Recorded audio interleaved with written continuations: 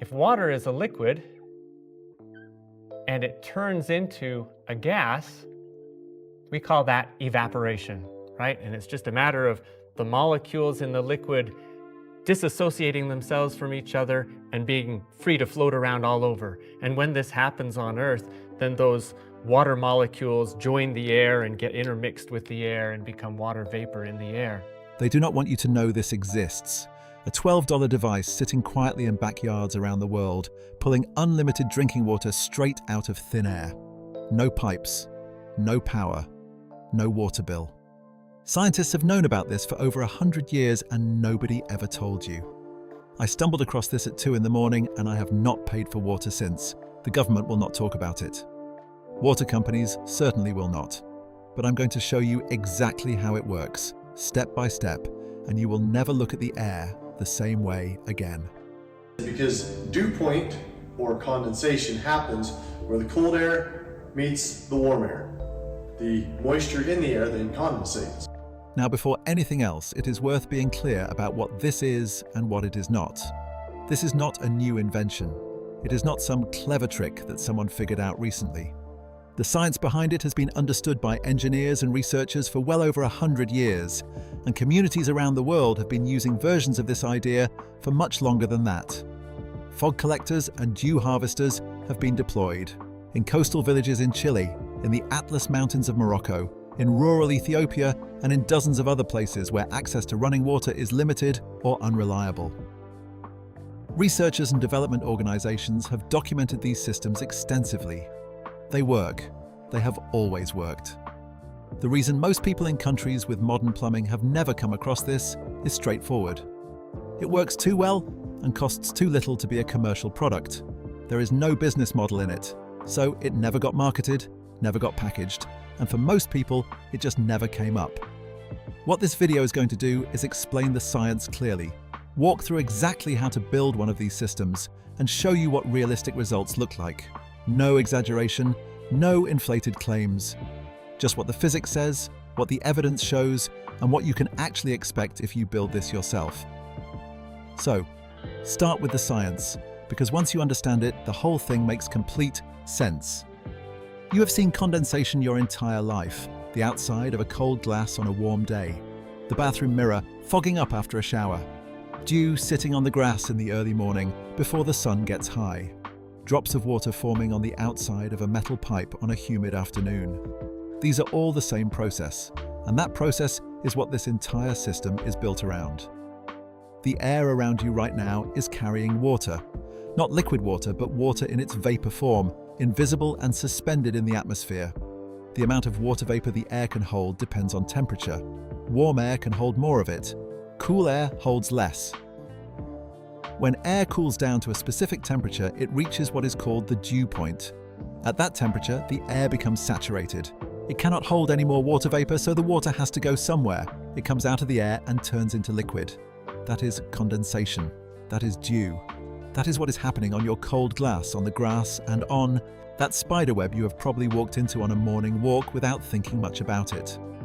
The dew point is not a fixed number. It changes depending on how much moisture is already in the air, which is what humidity measures. On a very humid day, the dew point might be close to the current air temperature, meaning even a small drop in temperature is enough to start producing condensation. On a dry day, the air would need to cool much further before it hits that threshold.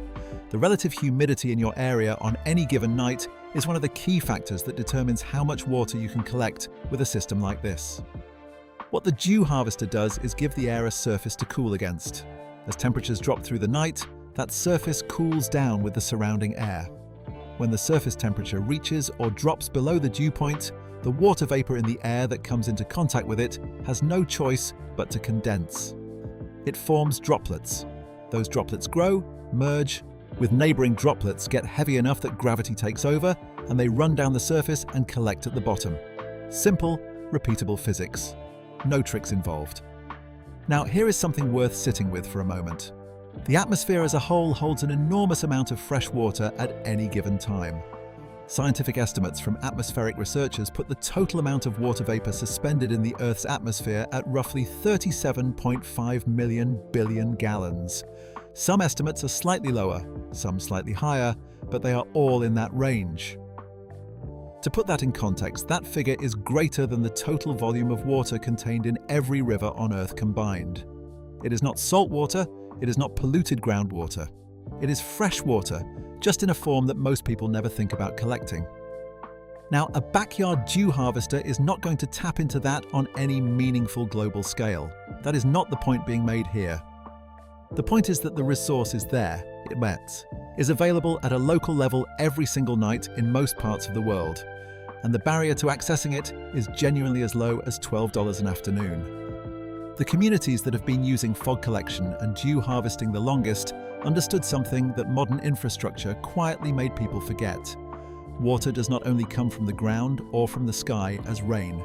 It is also sitting in the air at all times, and under the right conditions, it will give itself up to any surface that is cool enough to receive it. Researchers at institutions including MIT and various European universities studying atmospheric water generation have confirmed this repeatedly in controlled studies. The basic principle is sound. The question is always just one of scale and efficiency. What you are building is essentially a large tensioned mesh surface, big enough to intercept a meaningful volume of air as it moves through during the night, tilted at the right angle so that gravity does the collection work for you, positioned in the right spot so that air is actually flowing through it rather than around it. That is the entire concept. A large, cool surface, angled correctly, facing the wind, with something waiting at the bottom to catch what comes off it. The reason the mesh works better than a solid surface comes down to one thing: surface area. A solid sheet of the same dimensions would collect some water, but the mesh dramatically increases the number of tiny surfaces that air is touching at any given moment. Each strand of the mesh is a potential condensation point. The more contact points the air has with the cooled surface, the more water you pull out of it. This is the same reason a spider web is so effective at collecting dew. The web is almost entirely surface area and almost no material. Every thread is doing work. For centuries, this was knowledge that people carried and used out of necessity.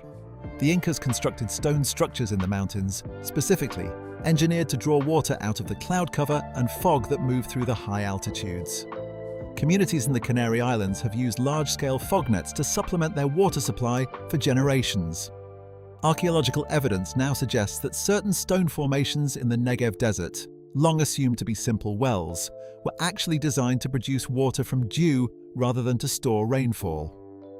These were not primitive solutions that people used because they had no other options. They were intelligent, considered responses to the environments those people lived in. At some point in the last century or so, as indoor plumbing expanded and municipal water systems became the standard in much of the world, that knowledge stopped being passed on. Not because it stopped working, but because most people stopped needing it. The tap was there, it worked, and the older methods just quietly fell out of everyday awareness. That does not mean the knowledge disappeared. It means it has been sitting somewhere, waiting to be useful again. Building one of these systems does not require any specialist knowledge, any particular set of tools, or any prior experience with construction or engineering. The materials are available at almost any hardware store or garden center. The assembly process takes an afternoon, and the total cost comes in somewhere between $10 and $14, depending on what you already have at home. If you have zip ties in a drawer and a few spare bricks in the garden, you are probably closer to $8. The goal here is to walk through every step clearly enough that you could go out and build this today without needing to refer to anything else.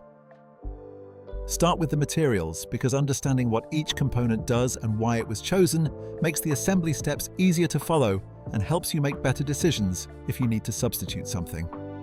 The most important part of the entire system is the mesh. What you are looking for is shade. Cloth, the kind sold at garden centers and hardware stores for protecting plants from direct sun. You want a piece roughly 6 feet by 6 feet. The price for a piece that size is typically around $5, sometimes less if you find it in a larger roll and cut it down. The thing that matters most when choosing your mesh is the weave density. You want something tighter rather than looser. Think of a window screen rather than a volleyball net or a piece of garden fencing with large gaps. The reason for this goes back to the science from before. The mesh works by giving water vapor a surface to condense on.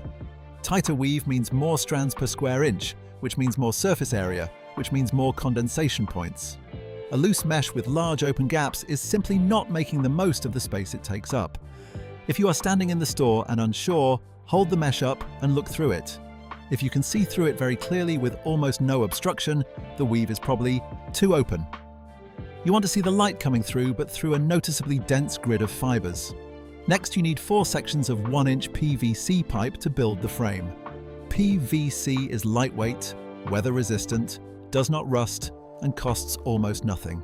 4 sections to make a rectangle roughly 4 feet tall and 3 feet wide is all you need. The total cost for the pipe is around $2, possibly less if you find offcuts or scrap lengths. Many hardware stores will cut PVC to length for you at no charge if you ask, which means you do not even need a saw. The frame does not need to be a piece of precision engineering. It just needs to hold its shape, support the mesh under tension, and withstand a reasonable amount of wind without folding over. That is a low bar, and PVC clears it easily. You will need zip ties. Most households already have these somewhere. If you do not, a small pack costs almost nothing, and you will use them throughout the build, so buy more than you think you need. You will also need a plastic gutter section for the collection trough at the bottom of the frame. A short length of standard plastic guttering from a hardware store costs around $3 to $4 and is exactly the right shape for the job. It sits below the lower edge of the mesh and catches everything that runs down off it. Finally, you need a few bricks, rocks, or any other stable objects you can use to prop the frame at the correct angle. These cost nothing, and you almost certainly have something suitable already. That is the complete list. Shade cloth mesh, 4 PVC pipe sections, zip ties, a gutter section, and some bricks. $10 to $14 all in, or less if you are working with what you already have. Nothing on that list requires a specialist supplier. Nothing needs to be ordered online, and nothing involves any kind of wiring, plumbing fitting, or mechanical component. Now, the assembly. Start with the frame. Take your 4 PVC sections and connect them into a rectangle. 4 feet tall, 3 feet wide is a good working size for a first build. If you want to use proper PVC corner fittings, you can, but it is not necessary. Zip ties at each corner work perfectly well and hold up reliably through normal outdoor conditions. The frame does not need to be rigid to the point where it cannot flex at all. It just needs to maintain its rectangular shape well enough that the mesh can be stretched across it with consistent tension. Get the corners as close to right angles as you can manage by eye and zip tie them firmly. Once the frame is together, lay the mesh over it. Start at one edge and pull it tight before you secure it. The tension across the mesh is important, and it is worth taking a moment to understand why. If the mesh sags in the middle, the water droplets that form on it will pool in the lowest point rather than running steadily down toward the bottom edge. Pooled water evaporates faster than moving water. It also sits still rather than flowing down into the trough, which means your collection rate drops significantly. The image to have in your head is a drum. The skin of a drum is pulled to the same tension across its entire surface. That is what you are aiming for with the mesh. Pull it taut from edge to edge before you secure anything, and then zip tie it to the frame every 6 inches along every edge. Every 6 inches, not just at the corners. The zip ties in between are what keep the tension consistent across the full surface as the night air moves through it. Once the mesh is secured, set the gutter section on the ground and position the frame above it. Here is the detail that makes the biggest difference between a system that works well and one that barely collects anything. The frame needs to be tilted, not flat on the ground, not standing completely vertical. Tilted at an angle somewhere between 15 and 30 degrees from vertical, like you are leaning it against a wall at a shallow angle. The reason for this is straightforward. A flat frame means water droplets form on the surface and sit there. Some of them merge with neighboring drops and eventually fall off, but a lot of them just sit and evaporate when the temperature starts to rise in the morning. A tilted frame means every droplet that forms has somewhere to go immediately. Gravity pulls it downhill along the mesh, it hits the bottom edge, and it drips straight into the trough below. The tilt is what turns a surface that collects water into a system that delivers it. Use your bricks or rocks to prop the lower edge of the frame up off the ground slightly, creating that 15 to 30 degree tilt, and position the gutter section directly beneath the lower edge so nothing is lost. If you want to run a short length of tubing from the gutter trough into a storage container, you can.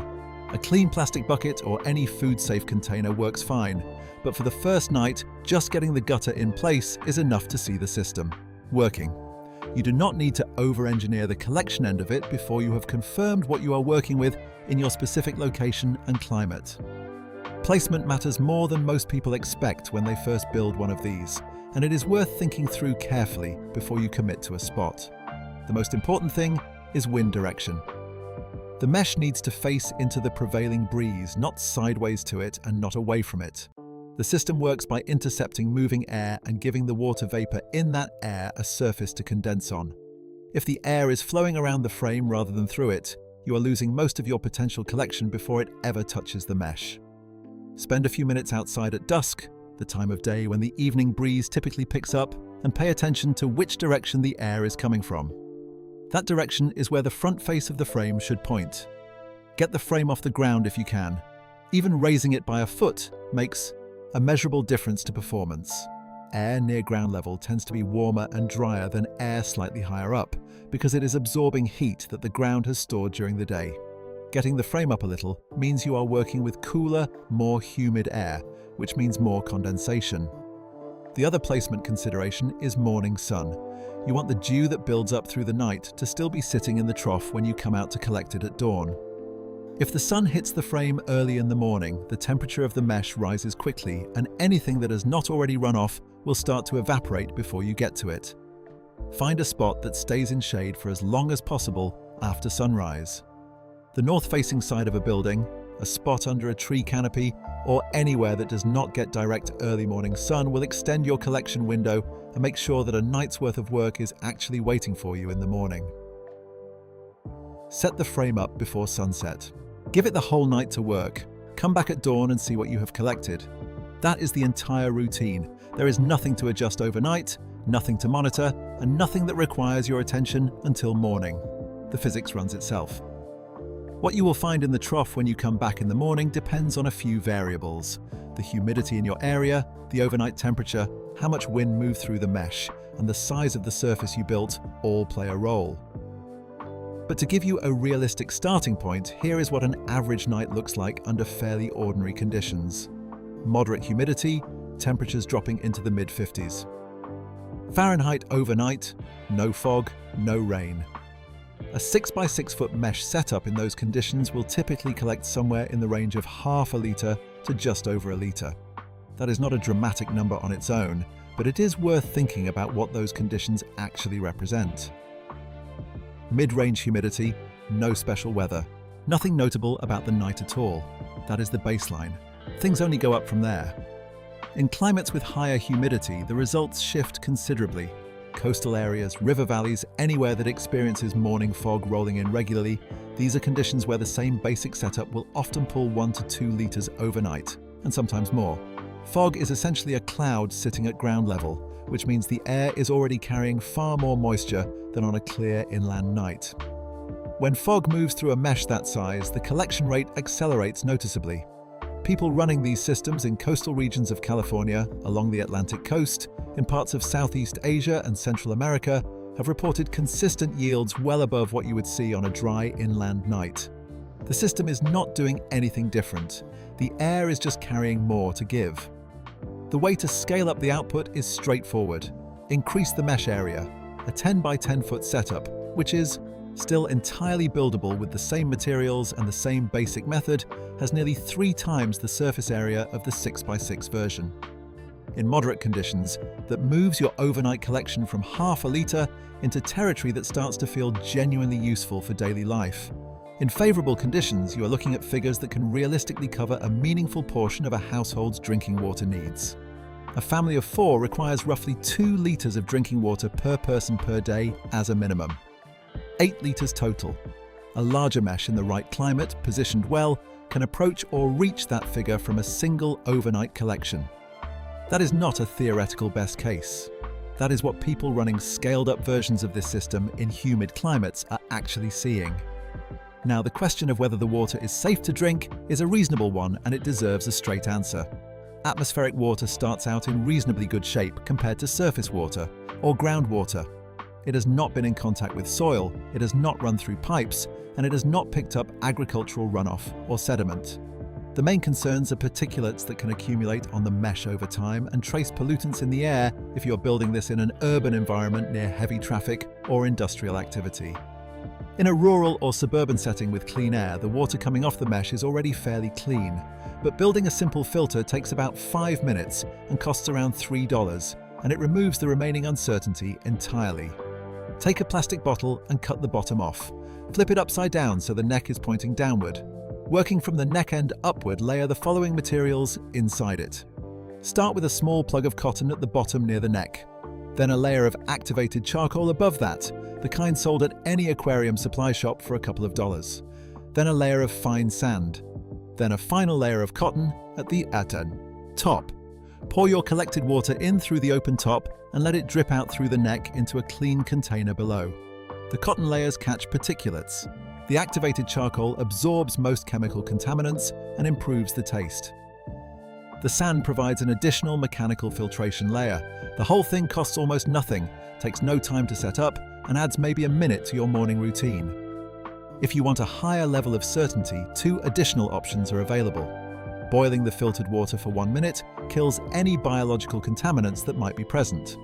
Alternatively, adding 1 drop of plain, unscented household bleach per litre of water and waiting 30 minutes produces water that meets standard drinking water safety guidelines.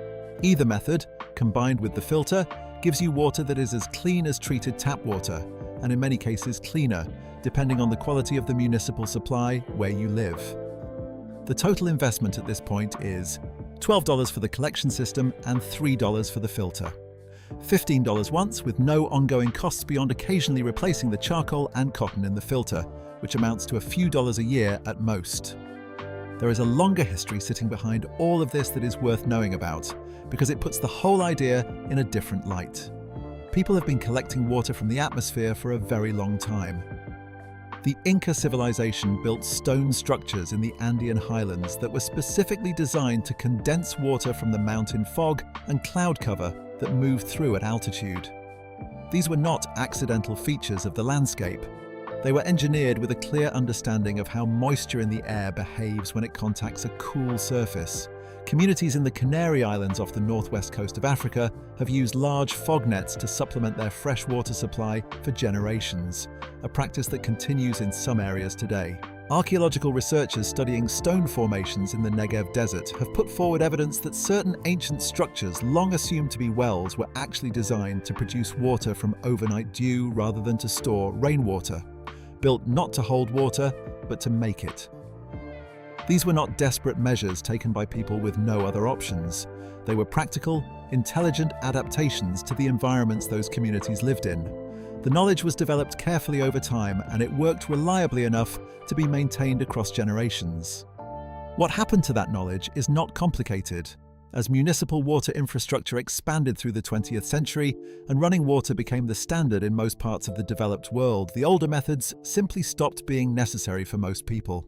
They were not forgotten overnight, they just stopped being passed down because there was no immediate reason to pass them on. The tap worked. The knowledge sat on a shelf. It did not go anywhere. It was documented, studied, and built upon by researchers and development organizations working in regions where modern water infrastructure never fully arrived or where it has become unreliable. The science is well understood. The results are consistent. The barrier to putting it into practice in your own backyard is genuinely as low as it has ever been. Whatever your reason for being here, whether you are thinking about emergency preparedness, filling a gap in an off-grid setup, looking for a way to reduce dependence on a municipal supply, or simply curious about whether something this straightforward could actually work, the answer is the same. It works. The physics is not complicated, the materials are accessible, the build takes an afternoon, and the results show up the very first morning. You do not need to take anyone's word for it. Build it, set it up before sunset, and come back at dawn.